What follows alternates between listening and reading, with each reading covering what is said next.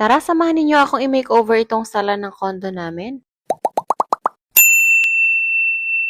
Ito pala yung mga frames na napili ko na i-decorate namin dito sa may sala. Bohemian abstract nga itong mga designs na ito at pasok ito sa ating pagiging aesthetic na decors. Nalagyan na pala ito ng mga sabitan ni Daddy at si Daddy na mismo ang nag-drill ng mga ito. Dahil nga nasabi ko sa iba ko pang mga vlogs na sobrang pricey talaga magpagawa ng interior design kaya nag-decide kami na kami na lang yung gagawa. Pinagtulungan nga namin tong gawin ni Daddy noong na-deliver na yung mga kakailanganin namin. Ako nga yung nag-decide kung ano yung decors na ilalagay namin dito. Pero syempre pinag-usapan namin at sinabi ko sa kanya yung plano para naman dalawa kaming magdesisyon. Hindi naman mahirap kausap yung asawa ko kaya naman mabilis kami nagkasundo sa mga ilalagay namin dito. Sa ngayon nga ay naunti-unti na namin yung mga decors dito pero marami pa talaga akong naiisip na gawin dito. Tsaka ko na lang ulit gagawin iyon pag nakapagbakasyon na naman ulit sa trabaho. At ito na nga yung naging final look niya nung nailagay ko na yung tatlong frame dito sa may sala. Sobrang simple pero sobrang gusto ko yung area na ito kaya dito ako tumatambay.